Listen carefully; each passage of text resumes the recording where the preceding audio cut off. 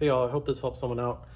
This is a misfire issue on the Mustang. So 2020 Mustang GT, fairly stock, long tube headers into a 3-inch exhaust, custom welded up. Started getting a PO300 and a PO302, so random misfire, cylinder 2 misfire on a flex tune with E85. When I switched back to 91 octane on that flex tune, I've never had issues with it before, but I know the flex tune, it's a little funny sometimes. If you've run a flex tune on a Gen 3 Coyote, you know how it can be off, especially like on a colder start. So I switched to the 91, 93 tune. Issue persisted. Switched it to a factory tune to just rule that out. Issue actually went away. And then it came back a couple months later. So again, the same 2 misfire codes. And then, if I remember right, it was a PO172, Bank 1 Rich. I ran my scan tool. You could see the front passenger side. So Bank 1 wideband. It was way out of whack. It was like negative 484 UA, whatever measurement that is. And I think the Bank 2, it was within spec. It was like, I forget the number offhand.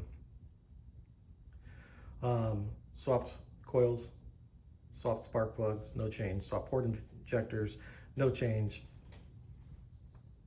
Double checked, no exhaust leaks anywhere. The issue is actually the direct injectors. Sorry. So you can see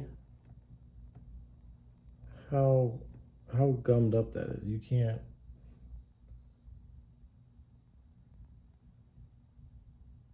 And that's the cylinder 2 one. So that was visibly the worst one. Cylinder 1, 3, and 4 were pretty similar as to that. Cylinder 5, 6, 7, 8 on Bank 2 were not great, but they weren't near as bad. You could still see some of the metal on the tip, as opposed to the one that I just showed you, the Bank 1.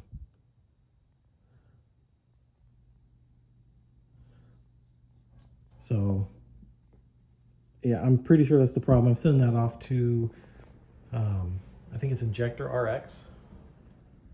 So they charge $32 to clean and flow test each one. Yeah, they're not hard to clean, right? You can throw them in an ultrasonic cleaner with the right formula, run it, and then provide current to them, so you're cycling the fluid through them as well.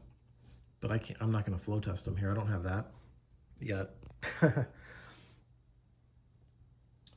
So I'll know for sure if that was the issue when I get them back. Little concerned over maybe what I've done to the DI pump. Because the reason that this existed was running E85 on there. It sat for a long time over winter, and I knew that it shouldn't, but it happened.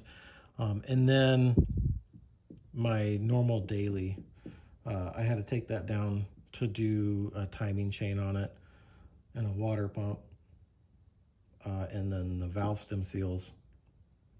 And between waiting for parts and just having time to do that work on there, I was using this car to take my daughter to school in the morning. The school's like 1.5 miles away, so a bunch of short trips on that. The E85 just starts pulling in tons of moisture, and it'll gum everything up like that. So yeah, if you're running E85, don't do lots of short trips. You know, do what you need to do with the car, run the cleaner, and you probably won't have this issue. But if you are getting it and you're not sure, the misfire codes, and you're not sure what it is, I would look at that, the direct injectors.